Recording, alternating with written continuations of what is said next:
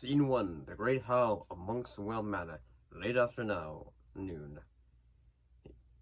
Hello there. Today, we're looking back at another TV show or cartoon from the 90s that has still a huge legacy even today. When you think of pop culture icons from the 90s that truly transcend time and became part of, oh yeah, I know those guys. Yes, I'm trying to ask a very simple question here. Are your shakes made from shake mix or from ice cream and milk? We have vanilla, chocolate, and strawberry. Yeah. Forget it. God, can't you idiots answer a simple question? I'll go somewhere else. God. Beavis and Butthead are two of them. So let's look back at what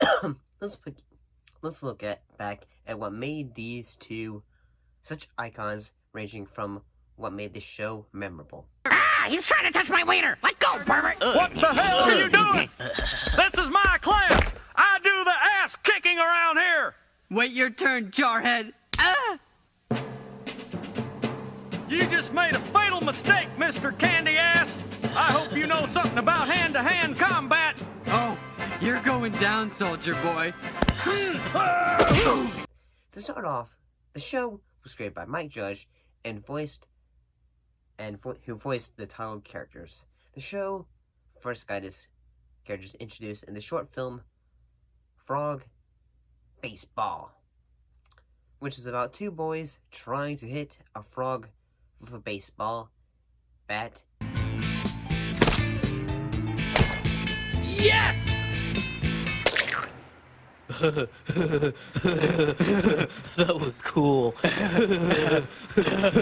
Dun, dun, dun, dun, dun, dun, dun. In all its slimy, gooey details. The show would fully start in 1993 and would go for 7 seasons, ending in 1997, and have a spin-off with the sister show Daria. In your campaign, you promised to help every young person get a college education. Did you mean that? Or were you just jerking us around? Daria's cool. Looking back when the show started, the animation for it is nice in that it was hand-drawn, so the characters and the world they live in are rather, one would say, quirky. Hey, there are moments in the show that made me think, this feels like something that wouldn't really be allowed today, even though the show is currently on the air. So, the show would have moments that make it different besides narrative moments to the show. Like the guys commenting on music videos.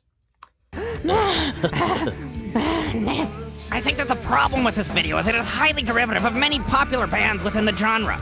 Although when viewed on its own merits, it does have a decent Beavis? groove. However, what it has in groove, it lacks in originality. What's One your can't help problem? but be reminded of such bands as Pearl Jam, White Zombie, Suicidal Tendencies, and other bands that bear the mantle of so-called alternative rock. Beavis. One is even reminded of Lord... Sort of like how reaction channels on YouTube are today, besides them just like reacting and just going Other moments to think about are like the time a killer, he literally had a killer tattoo on his head, tries to give him a tattoo. Oh, let me get this straight. You want a tattoo of a butt, which has a butt-shaped tattoo on it? Yeah. And I want it right on my butt. Hey, Butthead. How come you're so interested in butts? Shut up, Beavis. Yeah. Honestly, what makes that funny, Honestly, what I feel like makes that funny is that the voice acting is so mellow. Like you're hanging out with your friends who just got high for the first time. Like most characters that have been around a long time, Beavis had his alter ego when he has a sugar rush known as Cornholio. My bunghole will eat now! You must prepare a feast fit for the almighty bunghole! The show also had a comic line from Marvel that ran from 1994 to 1996. The characters would get their own big screen film in 1996 with the film Beavis and Butthead Do America, in which they try to get back their stolen TV. I'll double it. I'll pay you 20 if you go back there and do him. You want us to do a guy?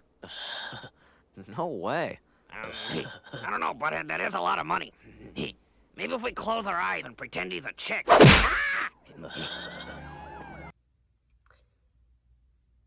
The show, like a lot of shows at times, whether it was South Park and others, did have some controversies, like in October of 1993, in which the death of 2-year-old Jessica Matthews of Moraine, Ohio, in which her older brother, Austin Messner, had set fire to his mother's mobile home. Subheads would remove Beavis screaming, "Fire, fire, fire, fire," but they tried to make changes to it in a way to try to say, like, "Fryer, fryer," when they are both at work at Burger World. Another controversy was that the show was blamed for the death of 8-month Natalia Rivera, who was struck by a bowling ball from a overpass onto a highway in Jersey City, New Jersey, near the Holland Tunnel by 18-year-old Calvin J. Settle, inspired by the episode Ball Breaker, in which they add dynamite to a bowling ball. After these moments, MTV had released a statement by MTV on the broadcast the program after 11 p.m. and included a disclaiming, folks say, hey, Beavis and Butthead are not real. They are stupid cartoon people completely made up by the Texas guy who we hardly know. Beavis and Butthead are dumb, crude, thoughtless, ugly, sexist, destructive fools. But for some, the little wiener heads make us laugh.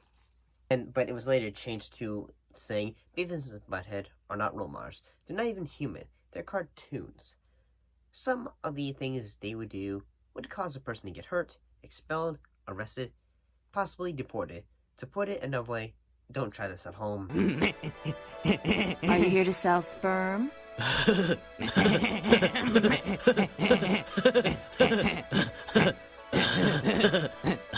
The show would later get, in 2011, it would get a somewhat season 8.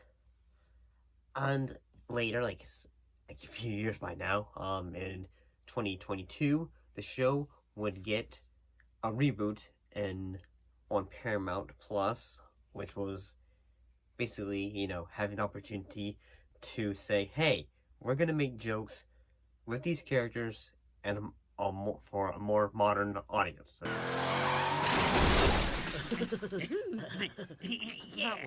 Cool.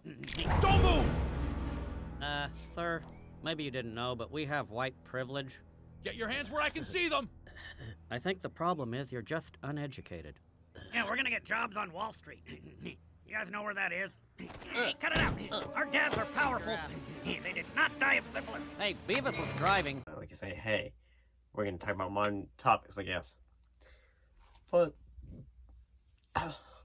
and, yeah, like, say, I think, like, one moment I feel like is, that I don't really, when it comes to Beavis and Butthead, I also kind of remember, is when they appeared on, Deathmatch or something like that. It's approaching with a fire extinguisher. Ah! Astonishing! That extinguisher blast has given Butthead a whole new dimension. The 3D dimension. I've never seen anything like it. Whoa, check it out, Beavis. I'm in 3D. Cool. Do me! Yeah. I'm not doing you, asswipe. Do yourself. From MTV. But what is your favorite moment from, or like say, joke from Beavis and Butthead? I shall most definitely see you all next time. See you later.